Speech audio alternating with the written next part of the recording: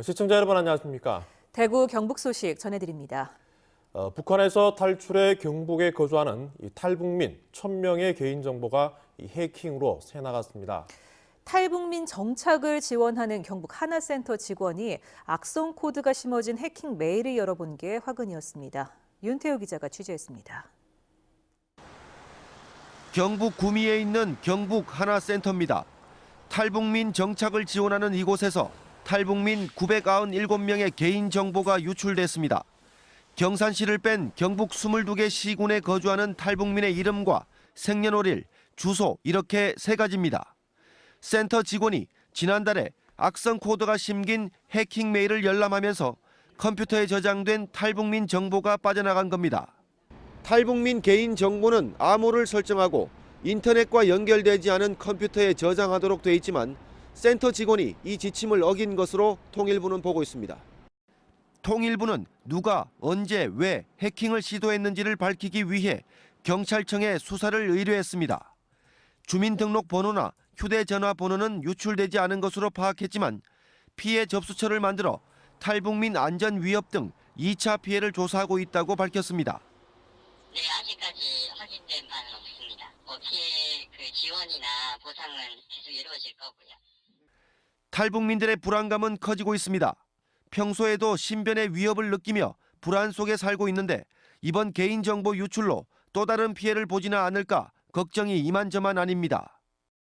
자기네 얼굴이 노출되면 현재 대학 공부를 하고 있는데 이렇게 친구들이 알아보고 정상생활을 하기 어려워질까 봐 이런 걸 많이 걱정하더라고요.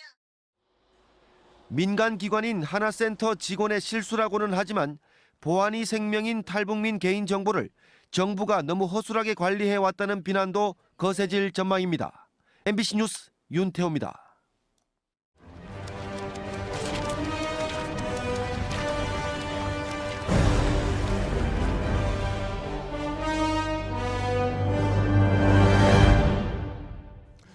올 한 해를 돌아보는 기획 뉴스를 2주에 걸쳐 전해드리고 있습니다. 오늘은 마지막 순서로 4대강 사업 논란이 여전한 낙동강 이야기입니다. 정부가 4대강 사업을 한 뒤 올해 처음으로 보문을 확대 개방해 환경 변화를 확인하고 있습니다. 양관희 기자와 낙동강에서는 어떤 변화가 있었고 또 4대강 보는 앞으로 어떻게 되는 건지 짚어보도록 하겠습니다. 양관희 기자. 네. 낙동강에서 보를 확대 개방했지 않습니까? 그러고 나서 뚜렷한 변화들이 있다는데 어떤 변화들 확인됩니까? 네, 낙동강 하류 4개보가 지난 10월부터 보문을 확대 개방했습니다. 네. 여기서 말하는 확대 개방이란 뜻은 수위를 예전보다 조금 더 낮췄다는 뜻입니다. 네. 정부가 이번에 낙동강에서 확대 개방한 보는 강정 고령보와 달성보 그리고 합천 창녕보와 창녕 함안보까지 4곳인데요. 네. 2달쯤 지나자 눈에 띄는 환경 변화가 나타났습니다. 지금 보시는 화면은 달성보 인근 달성보 습지입니다. 네. 왼쪽은 보 확대 개방 전 항공사진이고요. 네. 오른쪽은 보 개방 뒤 항공사진입니다. 네. 예전보다 넓어진 수변 공간을 볼 수 있습니다. 네. 다음 사진은 달성보보다 하류인 합천 창녕보입니다. 네. 지난해 11월보다 수변 공간도 넓어졌지만 보시는 것처럼 모래톱도 크게 늘었습니다. 네. 다음 화면도 한번 보실까요? 낙동강 가장 끝에 있는 창녕 함안보인데요. 이곳에서도 보시는 것처럼 변화가 두드러졌습니다. 네. 모래톱과 수변 공간이 모두 크게 늘었습니다. 네. 그림으로도 확인을 할 수가 있는데 그 4대강 사업으로 낙동강에 거대한 보들이 설치가 됐지 않습니까? 네. 그러고 나서 가장 문제가 된 게 녹조 문제였는데 이렇게 보를 확대 개방하면서 그런 문제들에도 변화가 나타났죠? 네, 맞습니다. 예전에는 여름뿐만 아니라 10월 뒤에도 낙동강에 녹조가 생겨서 골머리를 앓았는데요. 네. 보를 확대 개방한 곳에서는 녹조가 크게 줄었습니다. 10월과 11월을 기준으로 달성 고령보에서는 녹조가 예년보다 최대 66% 줄었고요. 네. 달성보에서는 녹조가 90% 줄었습니다. 네. 이보다 하류인 합천 창녕보와 창녕 함안보에서도 녹조가 크게 줄었습니다. 네. 눈으로 쉽게 확인할 수 있는 녹조 문제도 확인할 수가 있고 그리고 이전에 낙동강에 있다 사라졌던 그런 동물들도 다시 보인다던데 그건 어떻습니까? 네, 맞습니다. 생물 다양성과 생태계 건강성을 나타내는 지수가 있습니다. 네. 저서동물 지수라는 것인데요. 네. 저서동물은 강이나 바다, 바닥에 깔린 바위나 모래에 사는 조개나 새우 같은 것을 말합니다. 네.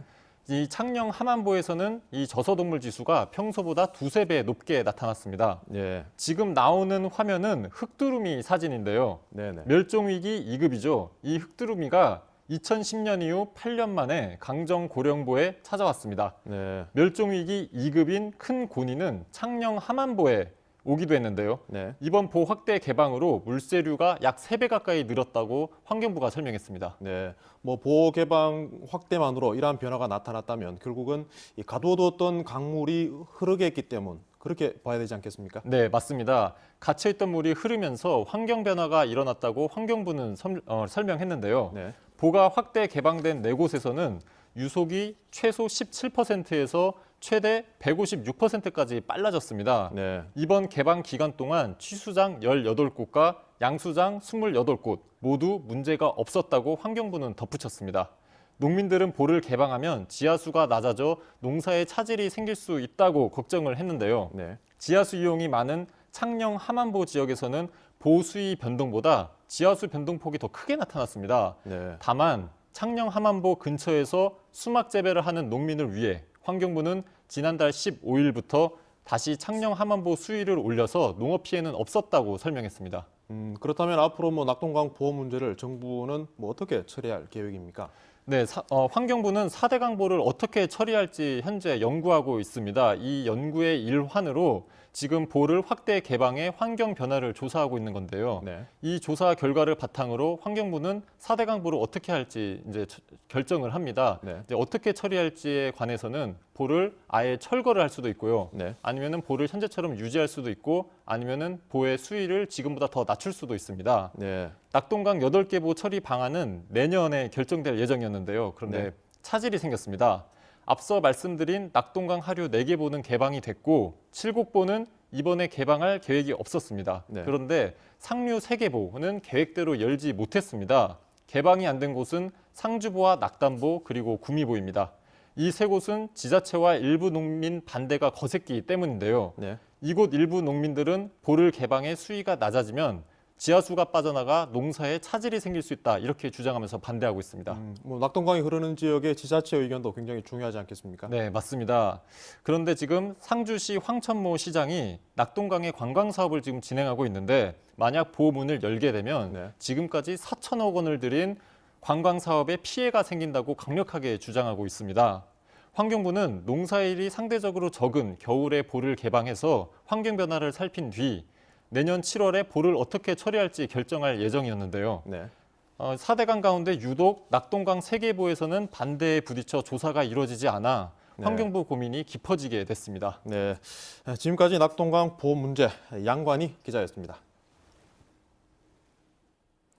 대구의 한 사학재단이 교사를 무더기로 부정 채용한 의혹이 적발돼 대구시 교육청이 경찰에 수사를 의뢰했습니다. 윤영균 기자가 취재했습니다. 대구의 한 고등학교, 지난 2016년 중국어 정규 교사 자리에 학교 재단 이사장의 처조카가 응시했습니다. 수업 실현 평가의 평가위원 대신 중국어 전공이 아닌 교감이 혼자 참석해 30점 만점에 30점을 줬습니다. 면접 시험에는 이사장의 딸인 행정실장이 자신의 사촌 동생인 이 응시자에게 40점 만점에 38점, 응시생 중 최고 점수를 줬습니다. 결국 6대1의 경쟁률을 뚫고 정교사가 됐습니다. 이상한 부분은 이뿐이 아닙니다. 2013년부터 2016년까지 이 고등학교가 뽑은 정교사 8명 중 6명이 이사장 배우자가 총장으로 있는 대학교의 퇴직 교수였습니다. 이들의 채용 당시 나이는 45에서 58살. 역시 필기시험 채점을 채점위원 대신 교감이 하는 등 석연찮은 부분들이 교육청 감사 결과 드러났습니다.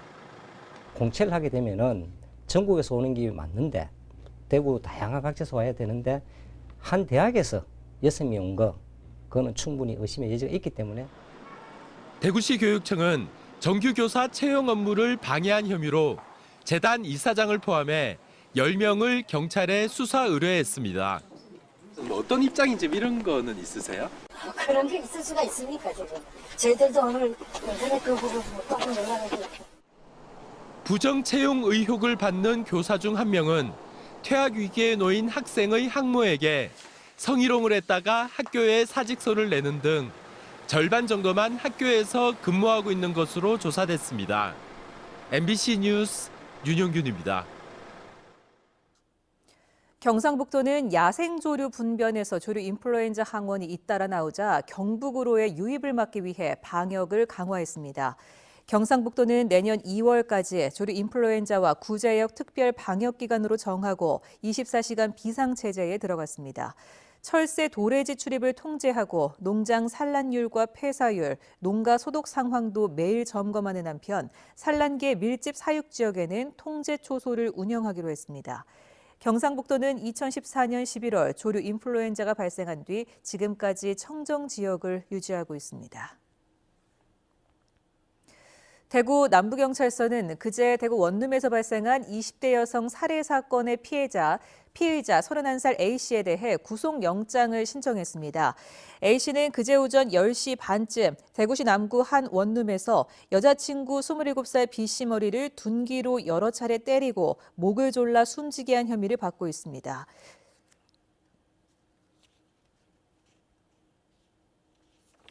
다음은 희망 2019 나눔 캠페인에 성금을 보내주신 분들입니다. 권영진 대구시장과 시청 직원 일동이 1,084만 1,300원을 보내주셨습니다.